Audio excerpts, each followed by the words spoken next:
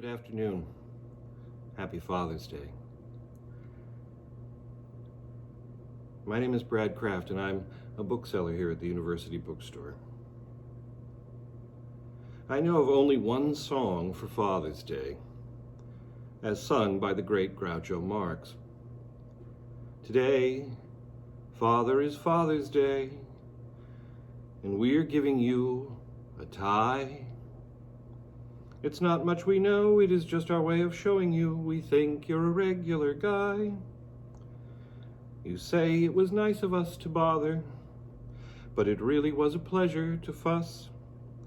For, according to our mother, you're our father, and that's good enough for us. Yes, that's good enough for us. Second verse. Today, Father, is Father's Day, a day that we all revere.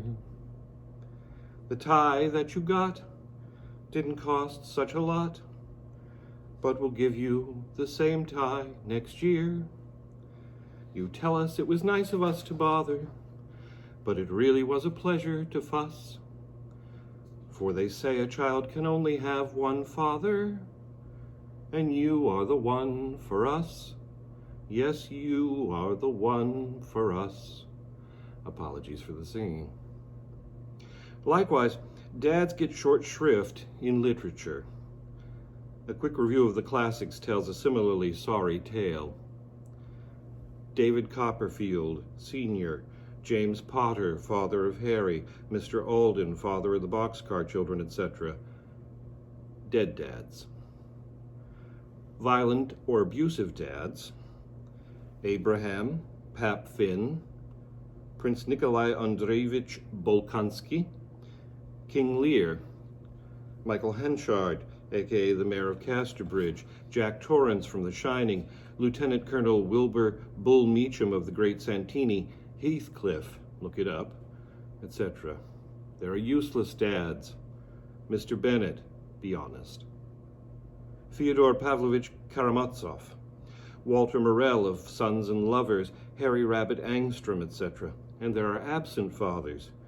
Mr. March, the father of the Little Women, Odysseus, Mr. Pevensie of the Narnia books, and Mrs. P as well, come to that. To be honest, the good ones make for a depressingly short list. Atticus Finch, Natch, Bob Cratchit, Arthur Weasley, T.S. Garp, sort of, Charles Pa Engels, Père Goriot, though, spoiler alert, he comes to a sad end. William Robinson of the Swiss Family, same. And nearly all the other admirable dads are adoptive. Horton, he hatched that egg, don't forget. Silas Marner, Jean Valjean, Joe Gargery, Squire Allworthy. By no means a comprehensive survey, but there we are. Top of my head. It can be a little disheartening, then, looking for dads in literature with which to celebrate Father's Day. Mothers, by comparison, are easy, Medea and courage aside. One would think, what with the straight white male having had such a heyday for so long in the history of Western lit, that more dads might have been kinder to their own. But no.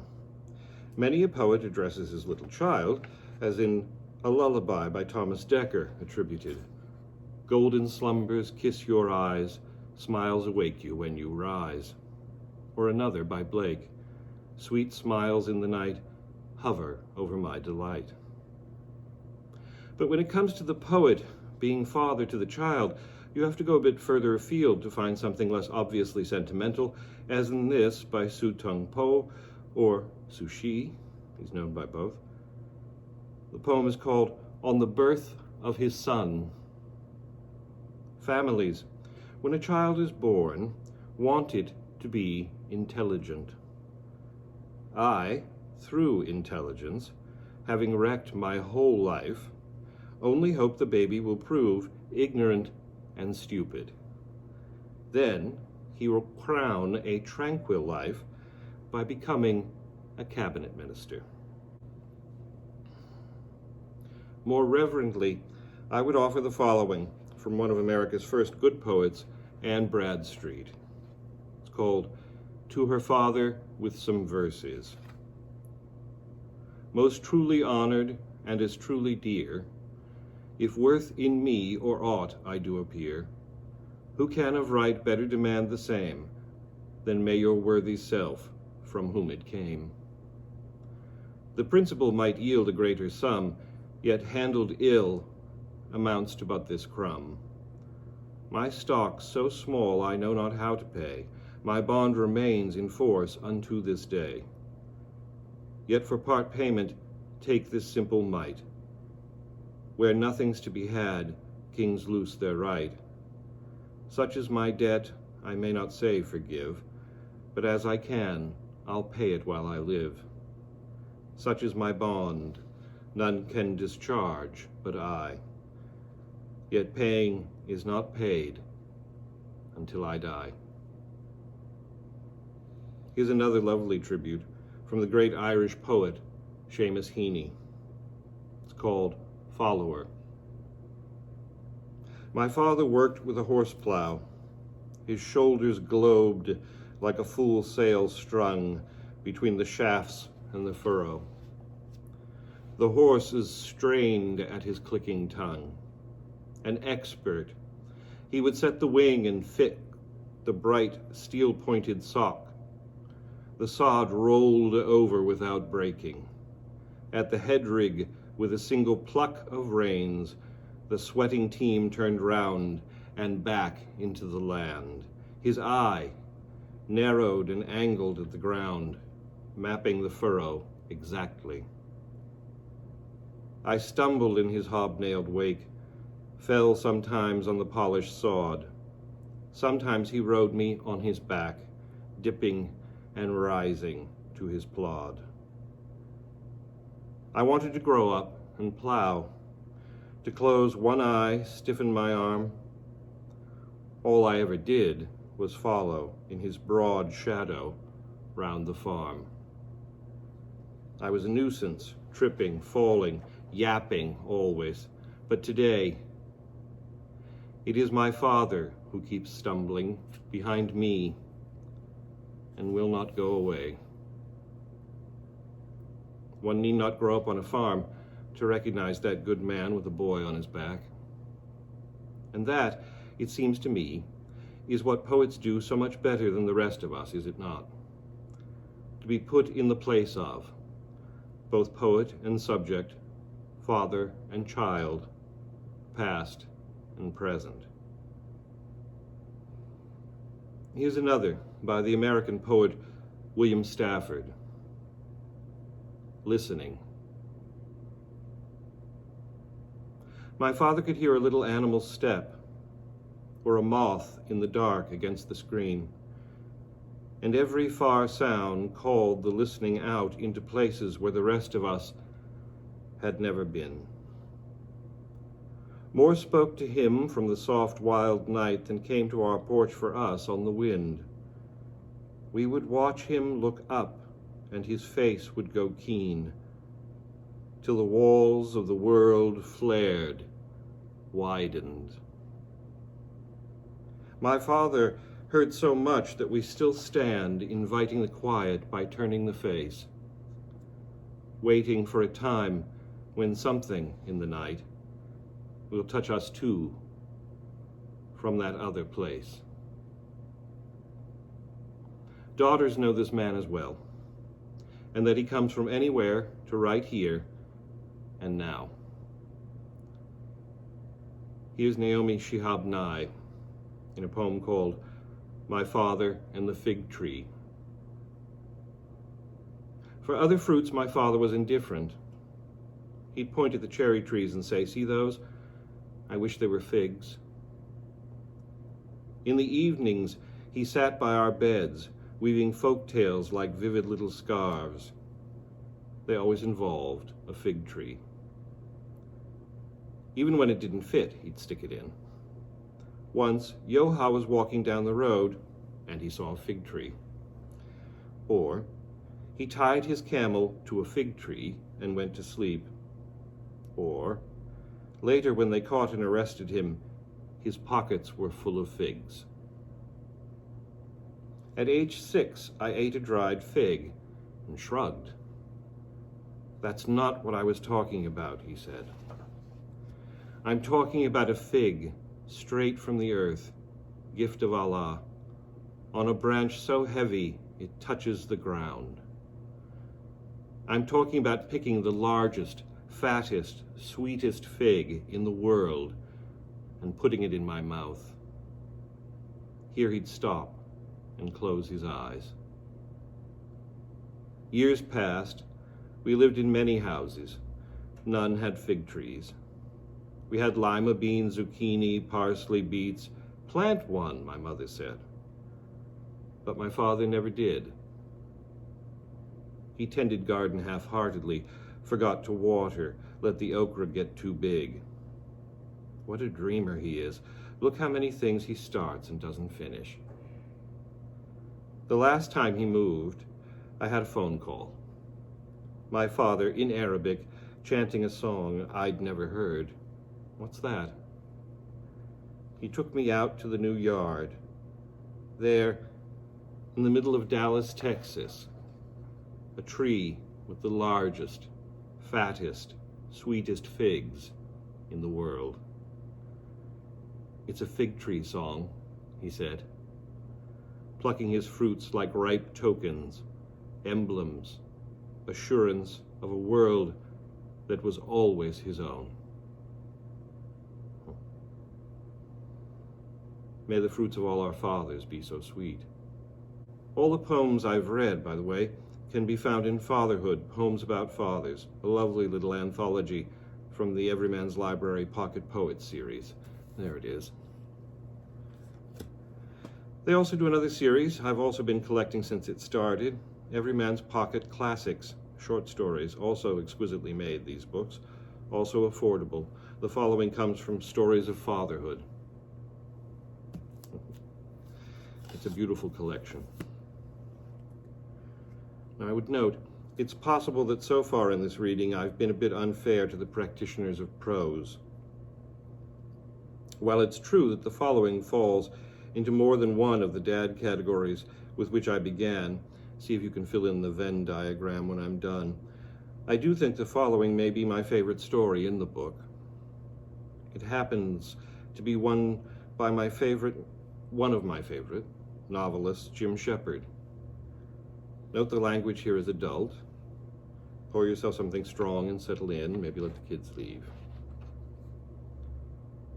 Reading a story like this aloud, I find, at least for this reader, reminds me just what a remarkable, even uniquely perfect form short story can be, to convey emotion, to amuse, to amaze. Jim Shepard's amazing. Don't know that I can do this full justice, but anyway, here we go. The story is called The Mortality of Parents by Jim Shepard. It's 1970. He's the glue that holds us together. The UN van pelted with rocks and bottles. The pro wrestling ref floored by the occasional drop kick, but always gamely back on his feet and working to keep the eye gouging to a minimum. Morning in and morning out, my father's up and has the coffee made and is reasonably ready for whatever we're about to, in our misery and impatience and bell jar self-absorption, dish out. Ours is not one of those families in which the tensions are played out in intricately subterranean gestures. My brother has thrown me across the living room so that my back impacted the wall above the sofa. To more fully demonstrate his dissatisfaction with the general drift of our family life, in our presence he's upended the dining room table, fully set, a massive shaker cherry rectangle with big cross-beamed legs. My mother has slung a just-filled humidifier across the length of the kitchen. The water reservoir's rubber-sealed cap ricocheted off the ceiling. I've been known to run full bore at the walls, all shoulders and elbows, the hero in a movie breaking down doors where no doors are evident. Our plaster is patched with football-sized ovals. The trim is scissored with scuff marks. Homicidal or suicidal exasperation is the norm. As Life magazine reminds us every so often, it's a time of great uncertainty. In each case, our attempts at self-expression are diverted by Shep into channels at least eventually more acceptable to the neighbors. He reasons, he pleads, he cajoles, he throws people around. The fact that we're still standing is incontrovertible evidence that he gets results. I've put the leg of a serving table through the speaker on our console television from across the room during a football game. My mother has snapped an oar. A kid's oar from a plastic boat, but an oar nonetheless, around a cross-beam support in the basement when I ducked and wove while she was trying to apply a two-handed lesson. My brother has cleared our driveway from his second-story window with his turntable when the thing still made vocalists sound vaguely quaaluded after the third straight trip to the repair shop. So, there it is. The big, broad granite slab perpendicular to our slippery slope, dug in at the bottom of an increasingly steep drop. What's going to happen when Shep dies? We're going to go head-on smash into it sometime soon. He's 59 and not the healthiest guy in the world in 1970, and none of us, including him, are anywhere in the neighborhood of being prepared. So what is going to happen? At all of 14 years old, I managed to think about it incessantly without enlightening myself on the matter. I don't know. I don't know because I don't want to know. In our family, we're either screaming or breaking things or cleaning up. Who has time for hypotheticals? Everyone calls him Shep. He's been Shep since the dawn of time. I apparently started calling him Shep when I was 3, amusing visiting relatives and friends. My mother only became Ida when I was 13 or so. He has his faults. For the sake of everyone concerned in social situations, we don't get my mother started on his faults. But in 1970, for the 14 years I've been alive and the 10 that I've been sentient, he's been for me the epitome of good.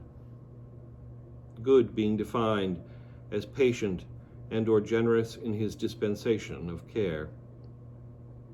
Nowhere in my world do I know anyone as doggedly resourceful in his desire to do what he can for others. Though my mother, when she overhears relatives marveling at how often her husband thinks of others, works to make clear that by others we all mean his 2 sons, me being one. By 1970, she's long been of the opinion that she gets a raw deal when it comes to conflicts with her sons, and as far as her sons are concerned, she's right. Shep's mode with her is only a slightly amended version of a position he's taken from the very beginning. They're just kids. But you should know better. Our lives are divided into ongoing topics of contention. What do we fight about? Everything. My father has gone on record as believing we could fuck up a wet dream. Some subjects seem to roll out the ordnance more reliably than others, though. In ascending order of seriousness. Number 1, music. My mother inclines toward Jimmy Roselli and Lou Monti, singers so Italian they embarrass even other Italian singers. My father favors Nelson Eddy and Earl Wrightson, booming-voiced guys who sound as though they only sing in Mountie uniforms. Passing the stereo, they turn each other's music down or off. My brother and I crack each other up regularly by making fun of both oeuvres. He favors vandalizing my mother's Scungili favorites. Please, Mr. Columbus, turn it a ship around. I get a bang out of replicating on car rides that basso pretentious sound my father so enjoys. Give me 10 men that are stout-hearted men. Music generates the most benign of our free-for-alls. My father gives as good as he gets when it comes to heaping abuse on what he hears. He's caustic on the subject of Janis Joplin. He periodically suggests a saliva test for Joe Cocker. He refers to Jimi Hendrix only as that banshee, but when he can make out the lyrics, and they're witty, as in the case of the Kinks or Randy Newman, every so often, from down below in the living room, our stuff can get a laugh. Number 2, drinking. Shep puts it away like he has a hollow leg, and the volume annoys my mother, mostly because of the insulation it seems to provide. Maybe because he brushed by alcoholism so closely himself, and certainly because he's had so many good friends who've taken that easy slide into the pool. The best man at his wedding died of cirrhosis of the liver. His comedy is particularly blunt on this subject, which, for Shep, is saying something. She was a jug artist, he'll say. He was always face down in the sauce somewhere. For spiffy events, my mother drinks whiskey sours. When she thinks she's getting a cold, she may take the occasional shot of $4 brandy or rye. Her favorite drink is Thunderbird. Wine of choice for winos, screw-topped and so cheap that it seems a bargain even to her. It smells so awful that I begin making fun of it when my age is still in the single digits. It tastes like something from a crankcase. It's good enough for me, my mother always says in response, which brings us to number 3, money. Money dictates our children of the Depression parents' mantra, the bottom line creed by which they live. It's good enough for me. Restaurants with linen napkins are too fancy. A big car or a new car is more than we need. Vacation somewhere other than a dank, knotty pine cabin on Lake Champlain would be very nice if money meant absolutely nothing to us and was pouring in at an unprecedented rate. In Beloit, Wisconsin, years later, traveling on my own, I come across a marketing strategy apparently designed for my parents. A billboard that reads Miller, because Budweiser is just too darned expensive. All expenses and bills, for whatever amount, irk Ida. All charges of whatever size seem fair to Shep. Ida's expression will darken after having opened an electric bill of 17 cents.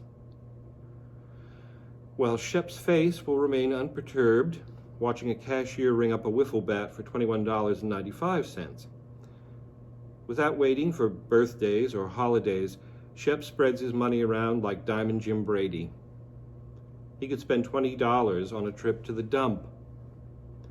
He buys the boys smallish things, $4 models, $5 albums, that the boys have agitated for, while Ida does her best to save, hating her role as the bad cop who always gets to suggest that the boys can wait. We're encouraged to hide gifts when arriving back home, but Ida checks all incoming packages like a customs agent. Fights follow. We sit up in our room, enjoying our new whatevers, while in the arena below, the insults escalate in volume. Sometimes we go downstairs for a drink in the middle of it all. Nobody asks, but privately we take Shep's side, while intuiting guiltily that Ida's probably right. Then there are the topics of more serious fights, the length of the boy's hair, the Dean Martin celebrity roasts, my brother's refusal to go to school, relatives, my brother in general, me. By 1970, my brother and I have put in a staggering 31 combined years with Shep and Ida in our household, and time with Shep and Ida in our household is the analog to spending time with Henny Youngman and Anna Magnani in Beirut. My brother and I don't have a lot of advanced training in this area, but even we sense that as far as our parents' emotional lives go, there are compatibility and empathy issues that are not being properly addressed. Certain goals that are not being met. All of this would have sailed along with its own kind of stability, the way events sailed along from Shiloh to Antietam to Fredericksburg in 1862. But in August of 1970, my father had the first of his 3 heart attacks. As far as my mother was concerned, his heart had always been the problem. His heart was too big. His heart was too good. His heart was the problem. His heart was evidently listening. By the time I was 14 and my brother was 17 in 1970, we've provided my father with a string of unprecedented opportunities to confirm his status with relatives and friends as the biggest worrier they've ever known. At my brother's suggestion, I've taken a wagon down the steepest paved hill in a 500-mile radius and landed on my face. We've both been caught jumping off the roof of our neighbor's house in an attempt to conceal that we've been poking around the ground floor uninvited. Our summer fad of pelting passing cars with jawbreaker-sized rocks has backfired badly. My father's response to our mulish and heroic refusal to acquire common sense is a darkly comic and highly obscene mixture of epithets and despairing interrogation that's often metrically pleasing. What goes through your fucking head, your brain stuck up your ass? And we can see, in the aftermath of one of our catastrophic exercises of free will, the physical toll it takes on him. For days afterwards, he's exhausted, tentative in his steps, fractionally hesitant when lowering himself into a recliner. He's too old for this. He ages while we watch. Of course, in some ways, he brings it on himself. We act up, he acts out. He loves us. He loves us, we think, when the shouting subsides. We go to bed pleased and entertained besides. Shep, don't get excited, Ida says, while he throws Tom Collins' glasses against the side of the garage. At times like that, when the boys have shown yet again that they have the collective reasoning power of a squirrel, Ida placates and assumes a long view perspective, as if to suggest that we'll all chuckle over such shenanigans a few years down the road. But Shep is a long way from big picture serenity. On the day of his first heart attack, he's in the chaise lounge in the backyard, recovering from the revelation that my brother and I have been running around the summer streets at 3 and 4 in the morning, potting streetlights with our BB gun, naked. The police have delivered this revelation in the middle of the night after having picked us up. We're without explanation as far as the naked part goes. Our MO is to leave our clothes on one corner or another and retrieve them on our way home. The heart attack arrives long after the verbal abuse has subsided and all is relatively calm. My brother and I have gone to the beach. My mother is in the kitchen browning meat for a sauce. All morning long, as far as Shep's concerned, he doesn't feel exactly right. Ida lends a sympathetic ear, but her capacity for alarm is muffled by her sense of his slight hypochondria. A burning, parentheses-shaped pain spreads beneath his sternum. Anxiety builds up, conjuring all sorts of scenarios. He resists jumping to conclusions. When he leans forward, the pain lances upward to the base of his throat. This is cause for concern. He has trouble breathing. He calls Ida. The grease from the beef is making a racket in the bottom of the pan, and he has to call her again. He works at Avco Lycoming Industries, marketing helicopter engines, and so just as a basic business strategy always affects a formality with strangers whom he considers to be better educated. He tells the emergency room intern that he's experiencing chest difficulties.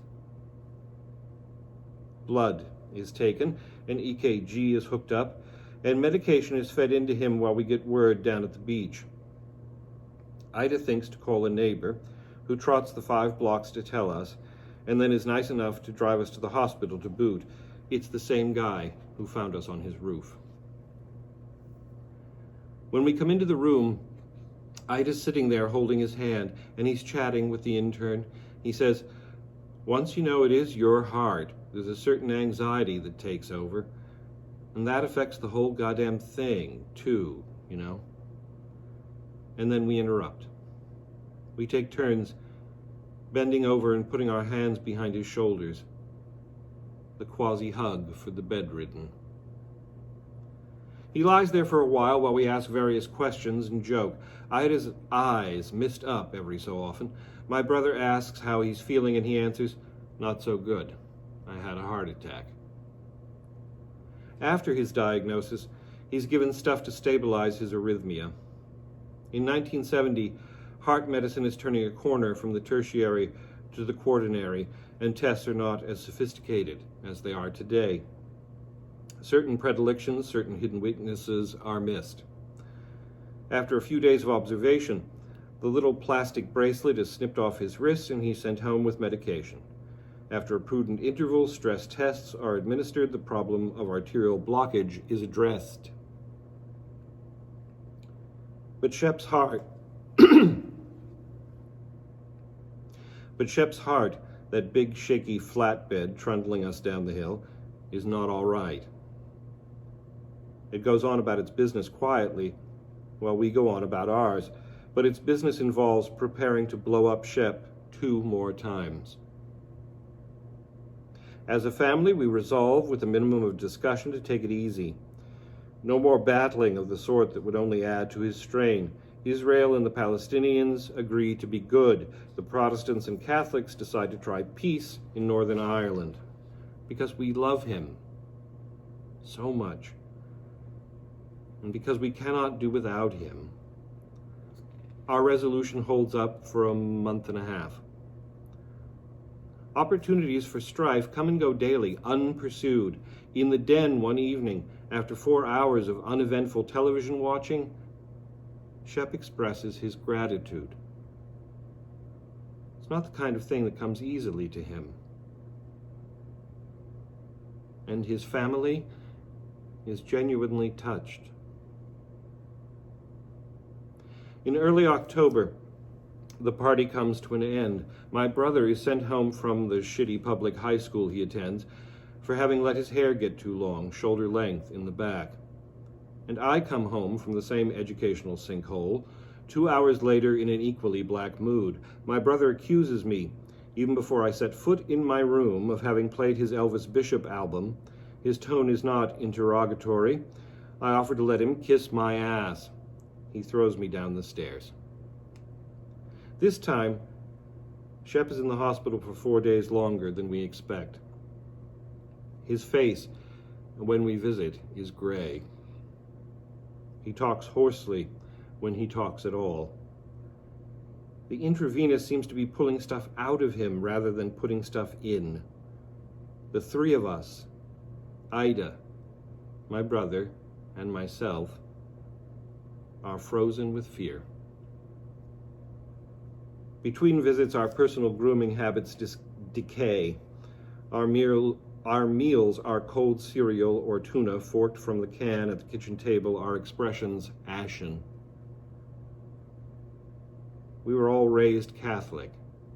My mother prays. When my brother and I watch movies late into the night, she's audible in her bedroom next to the den, her smoker's voice quavering through the rosary. When I finally go to bed, school is temporarily out as far as we're concerned for the duration of the crisis. I open negotiations with God. Even at 14, I feel the need to explain my previous lack of interest. And I do so by proposing that it be viewed not so much as hypocrisy as a desire not to bother him over every petty little thing. When I'm at my most honest, my formulations all express the same terror. I can't live without him. I can't live without him. I can't live without him. Has God listened? Is he affected? In that early morning delirium before sleep, I'm oddly confident. Shep always did. Shep always was. A specialist is consulted. It turns out that he doesn't like the look of things. We start bringing as gifts hefty biographies instead of magazines. Back home, nobody sleeps much.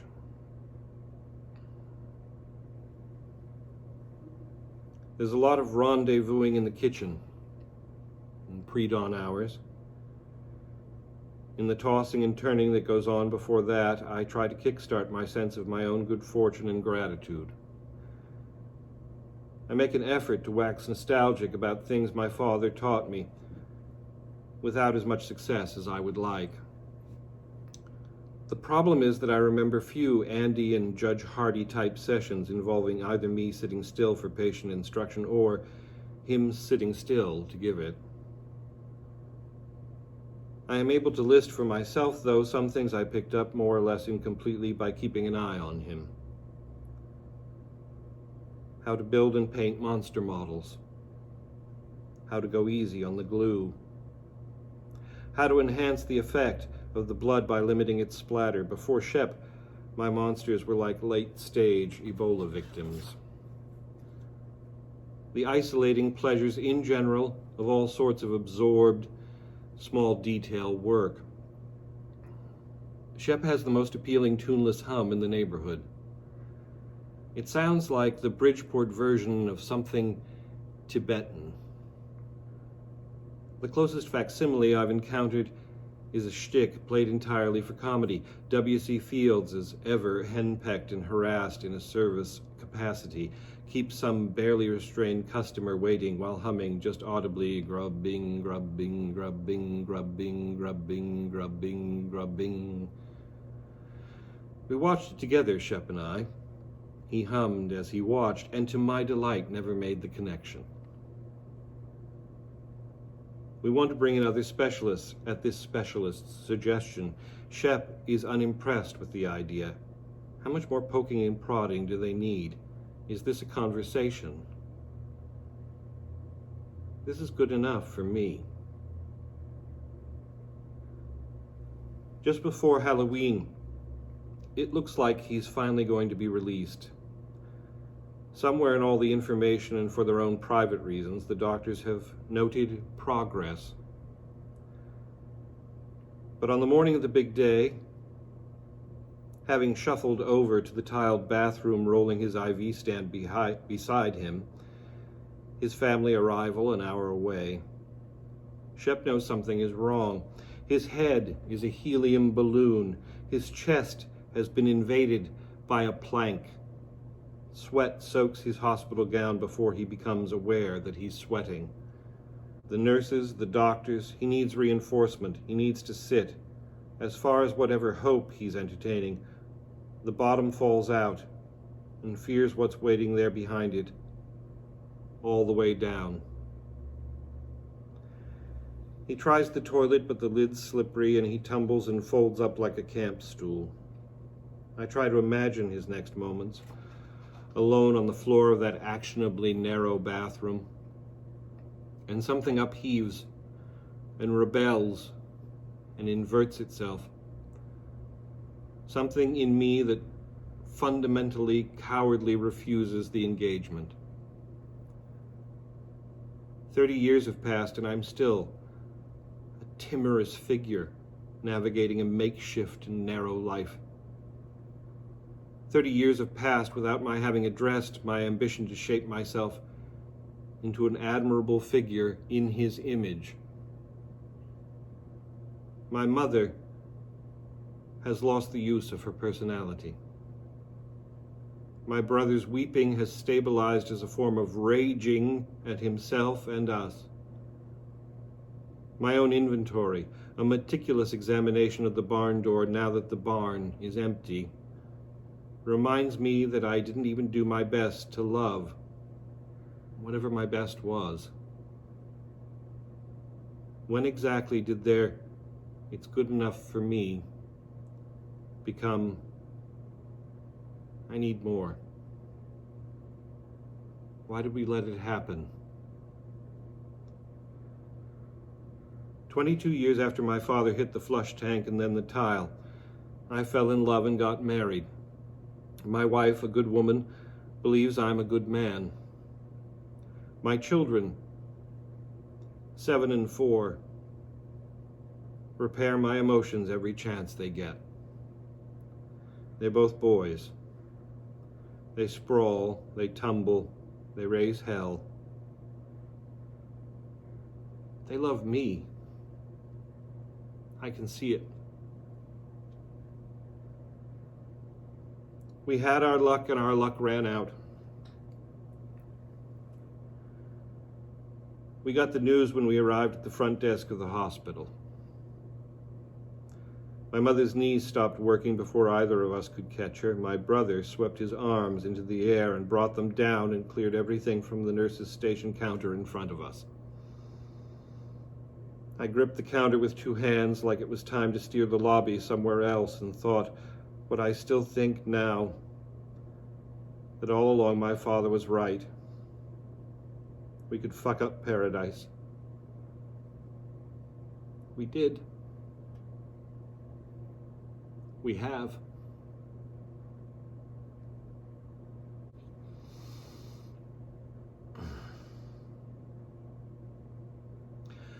I'll close with something of my own from The Hat and Other Sentimental Essays for My Father.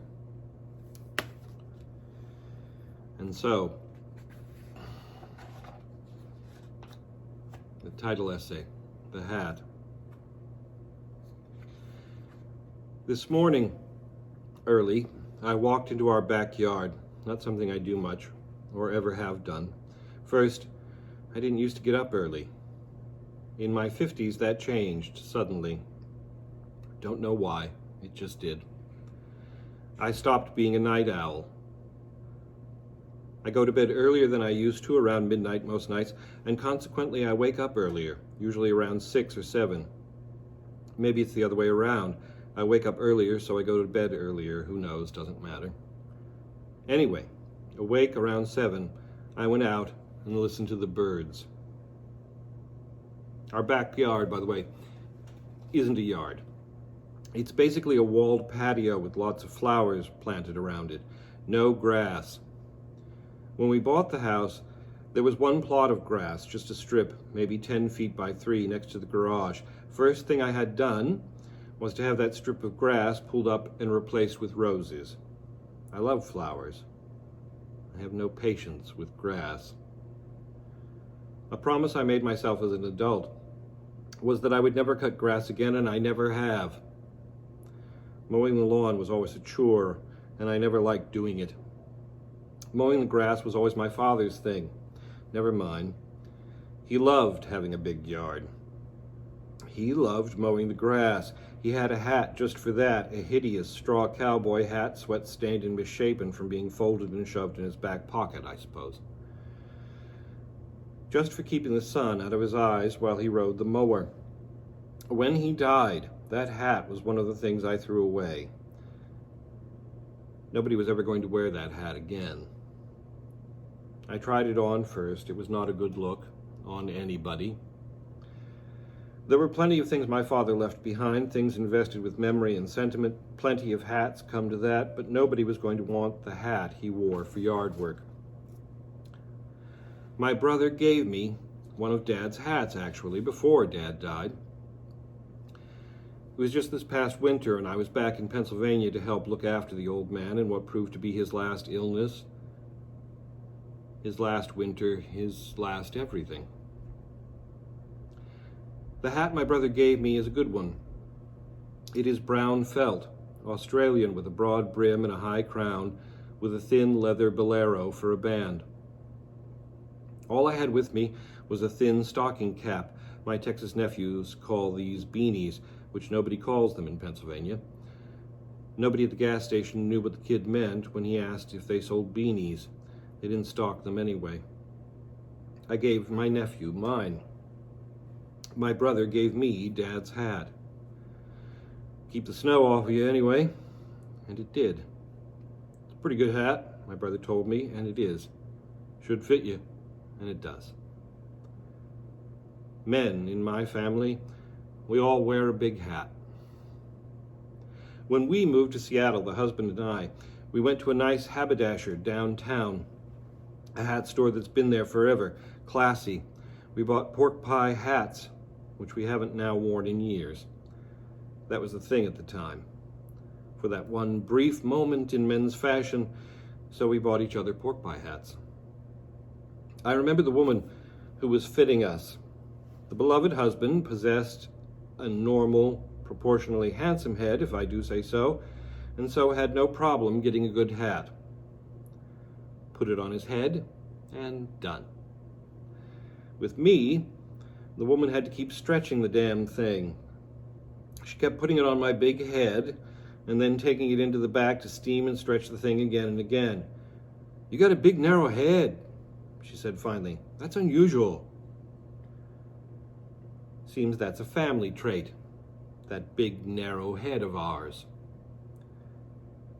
It's spring now, so I've moved on to wearing a nice straw hat I bought at a different hat shop, gone now, but all winter in Pennsylvania, while my father was dying, and even after I got back to Seattle, I wore my dad's hat that my brother gave me. We all went bald to one degree or another, my brother, myself, and my late father. So a hat seems to be required for actual weather, snow or sunshine. We buried my father with two hats, though both just in the coffin, not on. One was a Korean War veteran's cap he'd only recently taken to wearing. His time in the Army was the least happy time in my father's life.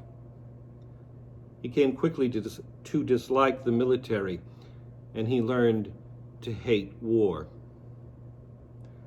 The war before his took his beloved older brother from him. My Uncle Dick died in the Battle of the Bulge. My dad, his parents, and his whole family never really got over that loss. Every year, on the anniversary of Dick's death and every Memorial Day for the rest of his life, my father could hardly see the day out soon enough. Never wanted to talk about it. He just went about the business of putting flowers on the family graves and a fresh flag on his brother's grave, and then waited for the day to end.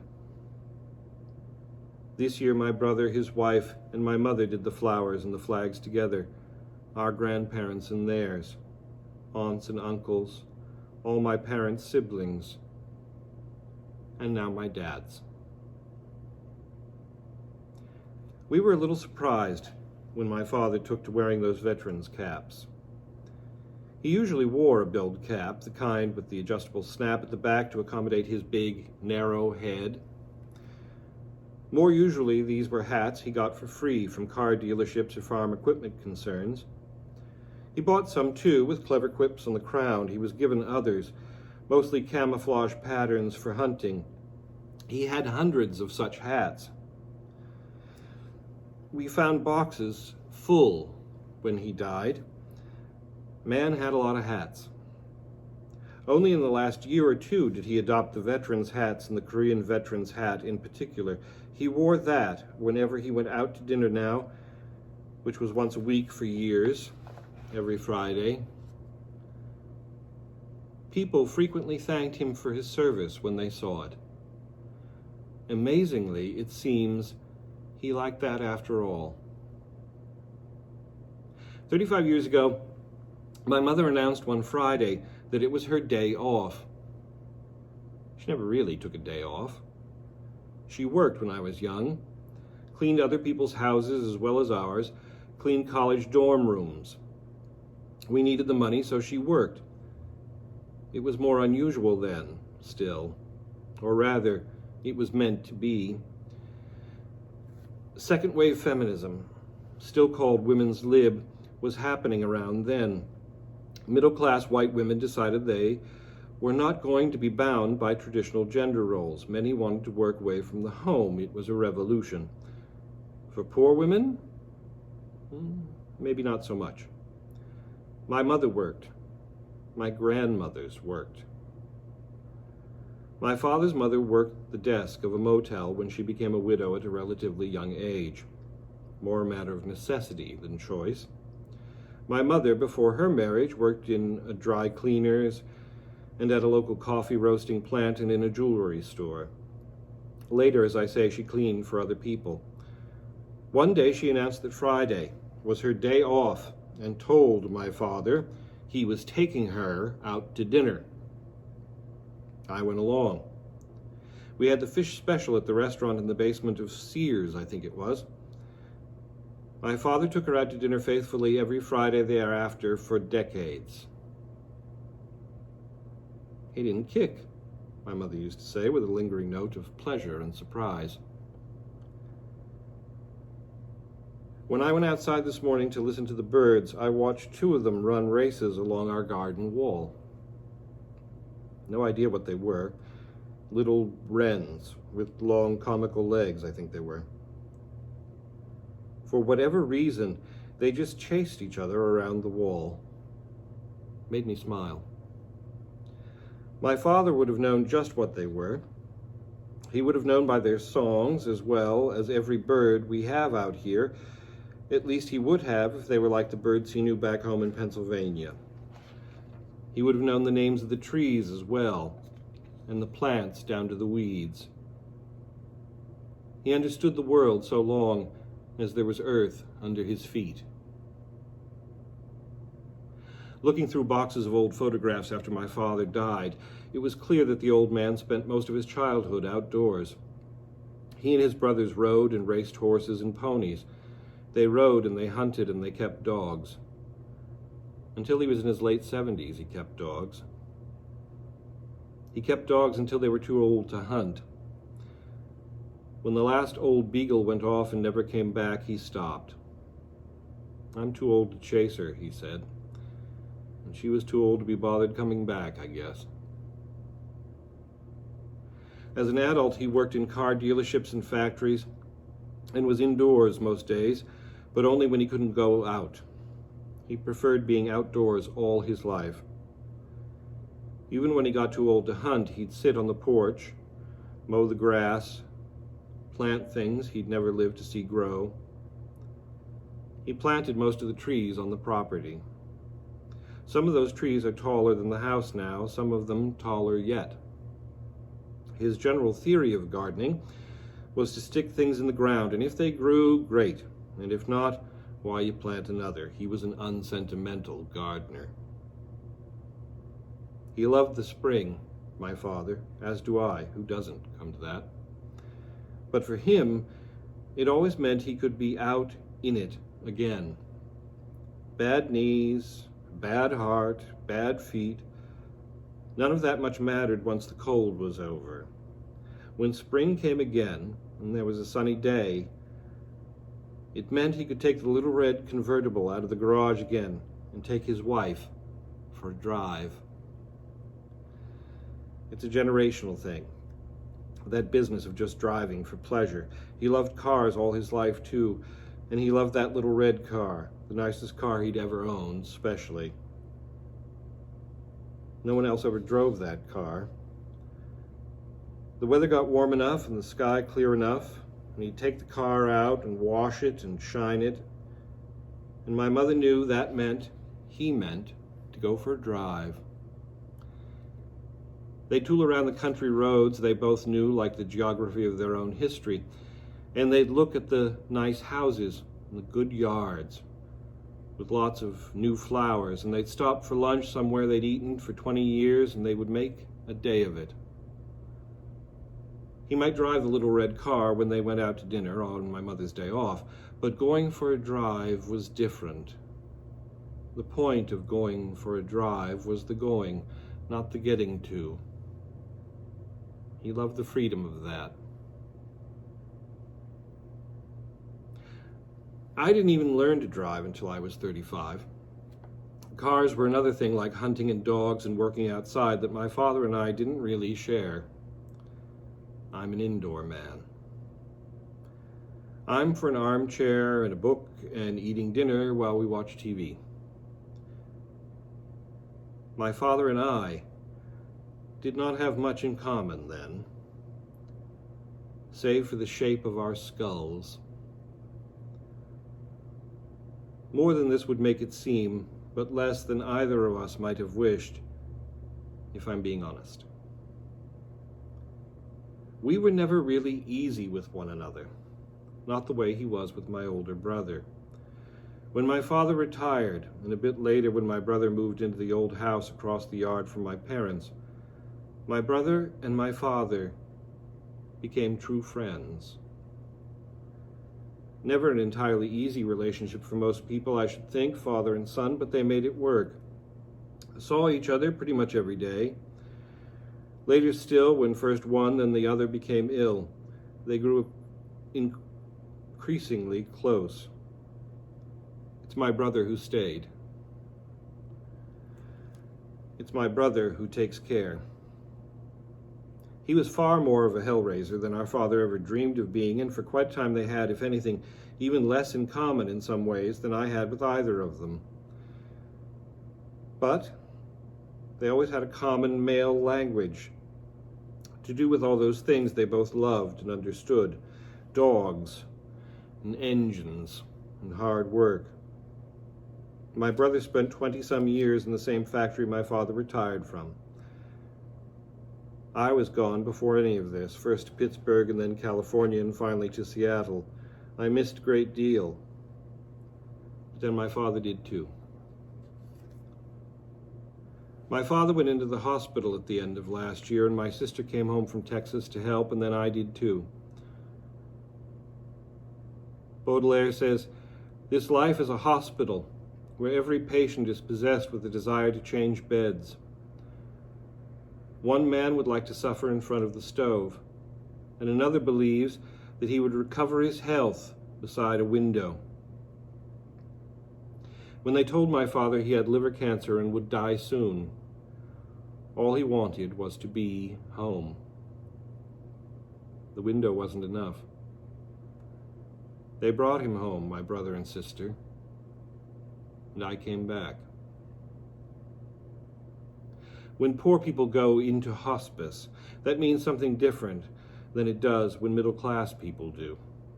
Poor people come home. The family rents a hospital bed, an oxygen tank, order diapers from the service. The nurses come every couple of days. We changed my father's bedding.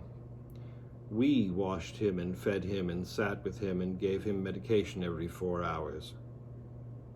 My mother slept in a spare room. We slept on couches and a roll-away bed in the laundry room. When we could still lift him and he could still stand, it was my sister and my sister-in-law, me and my brother-in-law and my nephews who lifted my father in and out of bed. When his feet would no longer stay under him and we couldn't move him to a chair anymore, it was my brother-in-law who lifted my father, who was not a slight man, to the end of the bed to sit up for a spell.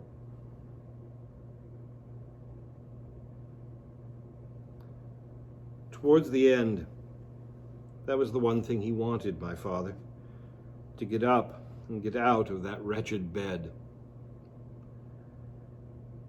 It was hard to tell him that he couldn't,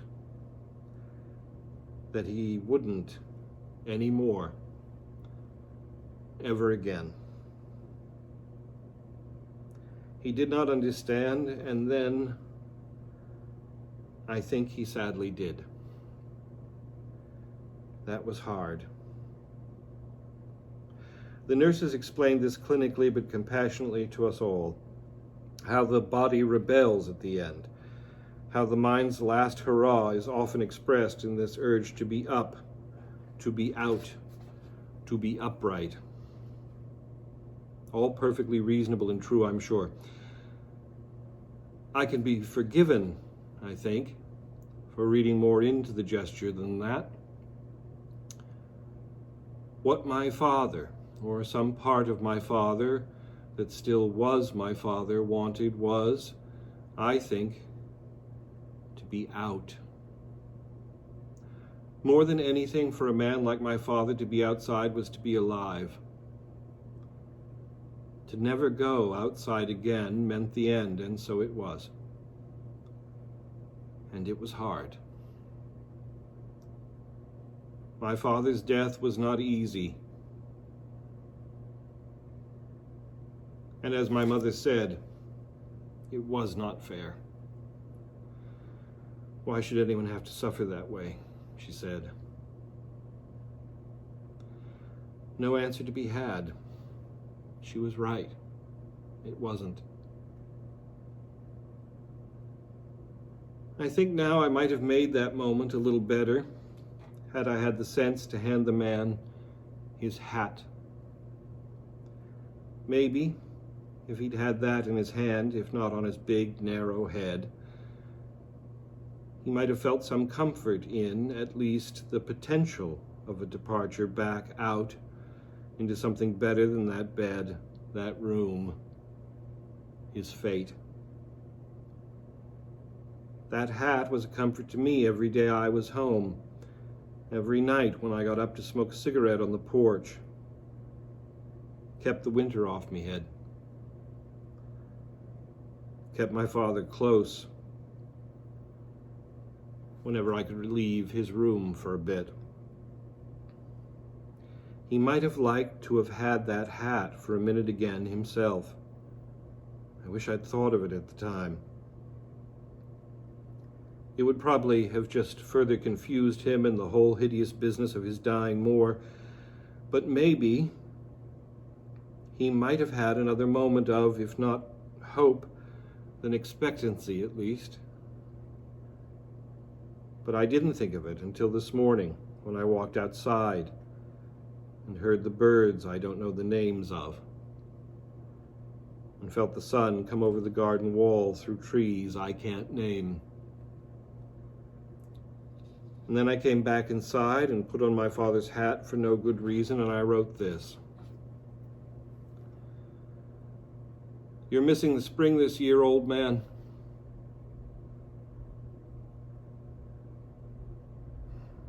And I am missing you.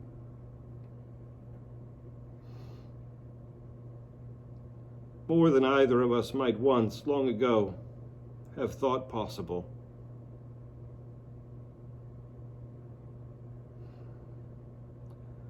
Glad we had the chance to make some of that up. Glad to have the hat.